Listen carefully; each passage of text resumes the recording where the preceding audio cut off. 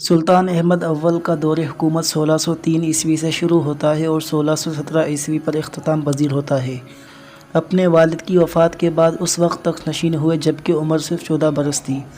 عثمانی سلاطین میں اس سے قبل اتنی کم عمری میں کوئی شخص تخت نشین نہیں ہوا تھا۔ مملکت کے حالات نگفتہ بد تھے، ایک تو اس وجہ سے کہ یورپ میں آسٹریا اور ایشیا میں ایران سے جنگ کا سلسلہ جاری تھا، اور دوسرا اس وجہ سے کہ داخلی شورشوں سے نمٹنا ضروری ہو گیا تھا۔ سلطان احمد نے اس کام کو پایہ تکمیل تک پہنچایا جو ان کے والد نے شروع کیا تھا، یعنی جنگی تیاریوں پر خصوصی توجہ دی۔ سلطان احمد نے لالا محمد پاشا کو صدر اعظم یمشجی حسن پاشا کا نائب مقرر کیا، جو کہ آسٹریا میں جہاد کرنے والی فوج کا سپہ سالار تھا۔ لالا محمد پاشا ایک بہترین سپہ سالار تھے۔ انہوں نے عثمانی لشکروں کی تقویت کے لیے خصوصی اہتمام کیے اور استراغون کا قلعہ فتح کر لیا۔ اس کے علاوہ وہ افلاق، بغدانی اور اردل کے خلاف بھی جنگ آزما ہوا، لیکن باجوہ ان سے صلح کر لی۔ جب لالا پاشا کا وصال ہوا تو قبوجی مراد پاشا صدر اعظم مقرر ہوئے، جو پہلے لشکر کے ایک حصے کے کمانڈر تھے۔ عثمانی لشکروں کو آسٹریا کو شکست دینے میں کامیابی ہوئی اور انہوں نے یانق، استراغون اور بلغراد وغیرہ شہر ان سے واپس لے لیے۔ اس کے علاوہ عثمانیوں کو ہنگری کے مقابلے میں بھی فتح حاصل ہوئی اور یہاں بھی آسٹریا کو شکست کا سامنا کرنا پڑا۔ اس کے کچھ عرصے بعد آسٹریا نے عثمانیوں سے صلح کر لی اور 2000 سونے کے ڈوکیا بطور جزیہ دینے کی حامی بھر لی، اور اس طرح ہنگری کا علاقہ دولت عثمانیہ کے زیر نگی آ گیا۔ ایک عرصے تک عثمانی جہاز، ہسپانیہ کی فوج، مقدس یونا کے مالٹا میں مقیم گھوڑ سواروں اور اٹلی کے امارات کے جہازوں سے برسر پیکار رہے، اور جانبین کے درمیان فتح و شکست کا سلسلہ جاری رہا۔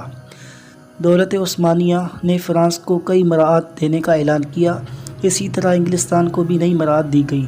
ان کے علاوہ پولینڈ کے ساتھ بھی اتفاق ہو گیا، جس کی روح سے سلطنت عثمانیہ کے لیے ضروری تھا کہ قراقرم کی تاتاریوں کو پولینڈ پر حملہ کرنے سے روکیں اور پولینڈ دولت عثمانیہ پر قازاق کے حملوں کا جواب دے۔ ہالینڈ نے بھی عثمانیوں سے تجارتی مراعات حاصل کر لیں، لیکن انہوں نے ان مراعات سے غلط فائدہ اٹھایا اور اسلامی علاقوں میں تمباکو نوشی کے رجحان کو عام کرنے کی کوشش کرنے لگے۔ بالخصوص فوج میں تمباکو نوشی کو مقبول بنانے کی طرف توجہ دی۔ ان حالات کو دیکھتے ہوئے کہ فوج تو ناکارہ ہو جائے گی، مفتی نے اس کے خلاف فتویٰ صادر کر دیا اور تمباکو نوشی کی ممانعت کر دی۔ فوج اس فتویٰ کے خلاف اٹھ کھڑی ہوئی، تمام ملازمین نے بھی ان کا ساتھ دیا، مجبوراً علماء کو خاموشی اختیار کرنی پڑی۔ اس طرح فوج اپنی خواہشات کی غلام بن گئی اور علماء کرام پر اعتراض کرنے لگی اور غیر ملکی طاقتوں سے مسلمانوں کے اندر منشیات اور حرام اشیاء کو رواج دینے کی کوشش کی۔ چونکہ اللہ تعالیٰ نے ہمارے لیے پاکیزہ اور نفع بخش چیزوں کو حلال قرار دیا ہے اور ان چیزوں کو حرام اور ممنوع ٹھہرایا ہے جو ہمارے جسم، ہماری عقل اور ہماری دولت کے لیے نقصان دہ ہیں، لہٰذا علماء کرام نے تمباکو نوشی کی حرکت کا فتویٰ صادر کر دیا اور اس کی بیع و شراء کو ممنوع قرار دے دیا۔ تمباکو نوشی میں دینی، دنیاوی، معاشرتی اور طبی نقصانات یقینی ہیں، کیونکہ تمباکو نوشی نہ تو انسان کو صحت مند بنا سکتی ہے اور نہ ہی بھوک مٹاتی ہے۔ تمباکو نوشی صحت کے لیے انتہائی مضر ہے، اسی وجہ سے یہ حرام ہے۔ اس کا شمار ان چیزوں میں ہوتا ہے جو ناپاک اور حرام ہیں، جیسا کہ ارشاد باری تعالیٰ ہے وَيُحِلُّ لَهُمُ الطَّيِّبَاتِ وَيُحَرِّمُ عَلَيْهِمُ الْخَبَائِثَ۔ تمباکو نوشی کی بدبو ان لوگوں کے لیے تکلیف کا باعث بنتی ہے جو اسے استعمال نہیں کرتے، بلکہ اس سے اللہ تعالیٰ کے فرشتوں کو بھی تکلیف ہوتی ہے، کیونکہ جو چیز انسانوں کے لیے باعث تکلیف ہے وہ فرشتوں کے لیے بھی موجب اذیت ہے۔ رب قدوس کا ارشاد ہے وَالَّذِينَ يُؤْذُونَ الْمُؤْمِنِينَ وَالْمُؤْمِنَاتِ بِغَيْرِ مَا اكْتَسَبُوا فَقَدِ احْتَمَلُوا بُهْتَانًا وَإِثْمًا مُبِينًا۔ سورہ الاحزاب۔ ترجمہ: اور جو لوگ دل دکھاتے ہیں مومن مردوں اور مومن عورتوں کا بغیر اس کے کہ انہوں نے کوئی معیوب کام کیا ہو، تو انہوں نے اٹھا لیا اپنے سر پر بہتان اور باندھنے اور کھلے گناہ کا بوجھ۔ کئی دوسرے دلائل بھی ہیں جو علماء نے بیان کیے، لیکن تربیت کے فقدان اور سلطنت جو احکام نافذ کرنے کی ذمہ دار ہوتی ہے کی کمزوری نے سپہ اور معاشرے کے دوسرے افراد کو باغی بنا دیا تھا۔ سلطنت عثمانیہ کے خلفشار کو موقع غنیمت جانتے ہوئے شاہ عباس صفوی عراق عجم کو عثمانیوں سے آزاد کرنے کی فکر کرنے لگا۔ اس نے تبریز، وان وغیرہ شہروں پر قبضہ کر لیا اور بغداد اور نجف، کربلا اور کوفہ کے شیعی مقدس مقامات پر قبضہ کرنے میں بھی کامیاب ہو گیا۔ اس نے ان مقدس مقامات کی زیارت بڑے ادب و احترام سے کی۔ بعض مورخین لکھتے ہیں کہ اس نے نجف کی زیارت میں 10 دن صرف کیے، جہاں اس نے خود زائرین کی خدمت کی۔ مورخین یہ بھی لکھتے ہیں کہ اس نے شیعی مذہب اپنانے اور اپنے رافضی ہونے کا اعلان کیا، باوجود اس کے کہ وہ شیعہ مذہب پر لے درجے کا متعصب تھا، لیکن اس نے حکومت کے کاموں اور سیاست میں کسی مذہبی رہنما کو نہ آنے دیا اور ایک طرح کی متعلق العنانی کو رواج دیا۔ شاہ عباس صفوی نے سنی مسلمانوں پر بے پناہ مظالم ڈھائے۔ اس کی سلطنت میں جو لوگ سنی تھے یا انہیں قتل کر دیا گیا یا انہیں اندھا کر دیا گیا۔ وہ کسی سنی شخص کو معاف کرنے کا ہرگز وعدہ نہیں تھا۔ ہاں، اگر کوئی شخص اپنا نظریہ تبدیل کر دیتا اور شیعی مذہب کی دوستی کا اعلان کر دیتا تو اس کی جان بخشی کر دی جاتی۔ سلطنت عثمانیہ کو مجبوراً وہ تمام مقالیم، شہر، قلعے اور حصون شیعی رافضی صفوی دولت کے لیے ترک کرنے پڑے جو اس نے غازی سلیمان اول کے دور میں فتح کیے تھے۔ ان میں بغداد کا شہر بھی شامل تھا۔ یہ پہلا معاہدہ ہے جس میں دولت عثمانیہ اپنی بعض فتوحات سے دستبردار ہوئی۔ یہ معاہدہ زوال و انحطاط اور ضعف کا پہلا مرحلہ تھا۔ یہ معاہدہ جو دولت عثمانیہ کے ضعف کو واضح کرتا ہے۔ شاہ عباس صفوی نے سنی مذہب کی مخالفت میں حد کر دی۔ وہ مسیحی طاقتوں سے روابط پیدا کر کے سنی مذہب کی حامی سلطنت عثمانیہ پر ضرب کاری لگانے کے بارے میں سوچنے لگا۔ اس نے مسیحیوں سے باہمی تعاون کے کئی معاہدے کیے تاکہ سنی دولت عثمانیہ کے ستونوں کو منہدم کرے۔ اس نے مسیحیوں کا تعاون حاصل کرنے کے لیے بڑی سے بڑی قیمت دینے سے دریغ نہ کیا، حتیٰ کہ اس نے سلطنت عثمانیہ کے خلاف نصرانیوں سے تعاون حاصل کرنے کے لیے یورپیوں کے حق میں کئی علاقوں سے دستبرداری کا اعلان بھی کیا۔ شاہ عباس صفوی نے ایران میں مسیحیوں کے ساتھ حسن سلوک کا مظاہرہ کیا، لیکن سنیوں پر ہمیشہ مظالم ڈھائے۔ مسیحیوں کے ساتھ اس کا یہ خصوصی سلوک ہی تھا کہ ایران میں مشنری تحریک بڑی فعال بن گئی۔ اس نے یورپی تاجروں کو ایران میں کام کرنے کے لیے خصوصی مراعات دے رکھی تھی اور ان کے ساتھ کئی تجارتی معاہدے بھی کیے۔ یوں ایران یورپی تجارت کے لیے ایک بہترین منڈی بن گیا جہاں سے انہوں نے بے تحاشا دولت کمائی۔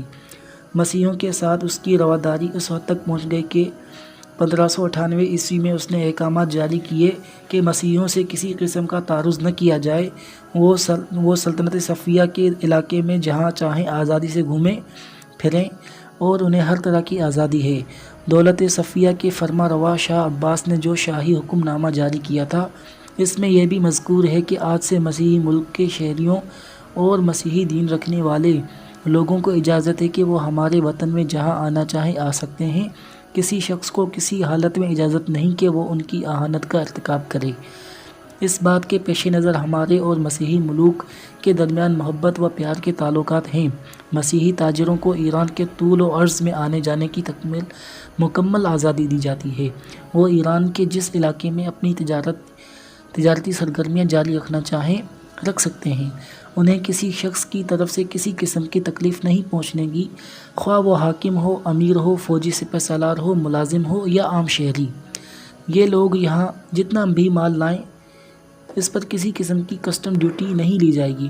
کوئی شخص چاہے جتنے بھی بڑے مرتبے کا مالک ہو ان سے مزاحمت نہیں کرے گا اور انہیں کسی طرح کی مذہبی اعتقادات کے بارے میں ان سے گفتگو نہیں کرے گا۔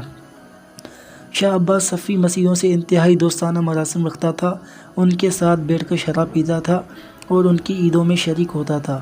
اس نے مسیحیوں کو اس بات کی بھی اجازت دے دی تھی کہ وہ ایران کے بڑے سے بڑے شہروں میں چرچ تعمیر کریں اور لوگوں کو نصرانیت کی تبلیغ کریں۔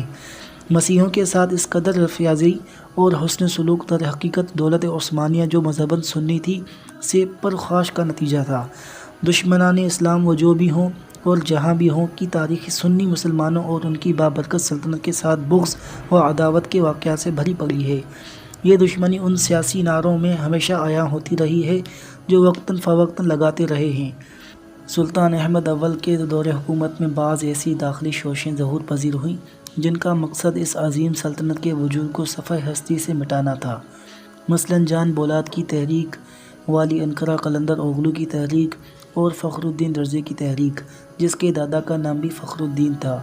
یہ وہی شخص ہے جو 922 ہجری میں سلطان سلیم اول کے ساتھ آ ملا تھا جب وہ شام میں داخل ہوئے تھے۔ یہ تحریک داخلی خلفشار کا سبب بن گئی، حتیٰ کہ اللہ تعالیٰ نے اس مملکت کو ایک ایسا آزمودہ کار وزیر عطا فرما دیا جو جہاں دیدہ ہونے کے ساتھ ساتھ عمر رسیدہ بھی تھا اور سیاسی امور میں کافی مہارت اور تجربات رکھتا تھا۔ اسے صدر اعظم مقرر کیا گیا اور اس نے جواں سال سلطان کی خوب مدد کی۔ جتنے بھی باغی تھے بالخصوص قلندر اوغلو جن سے اناضول میں علم بغاوت بلند کر رکھا تھا جبکہ اس کو انقرہ کا والی مقرر کیا گیا تھا، سب پر قابو پا لیا گیا اور تمام بغاوتیں کچل دی گئیں اور صدر اعظم قبوچی مراد پاشا نے اناضول یعنی اناطولیہ کے تمام باغیوں سے پاک کر دیا۔ سلطان احمد اول انتہائی درجے کے متقی اور پرہیزگار تھے، شرعی امور کی پوری پابندی کرتے تھے، امور سلطنت براہ راست اپنے ہاتھ سے سر انجام دیتے تھے، لباس میں تواضع کا خاص لحاظ رکھتے تھے، اہل علم و معرفت اور قیادت سے بہت زیادہ مشورہ لیتے تھے، نبی پاک صلی اللہ علیہ وآلہ وسلم سے شدید محبت کرتے تھے۔ ان کے عہد میں کعبہ شریف کا غلاف استنبول سے جانا شروع ہوا، اس سے پہلے غلاف کعبہ پیش کرنے کی سعادت مصر کو حاصل تھی۔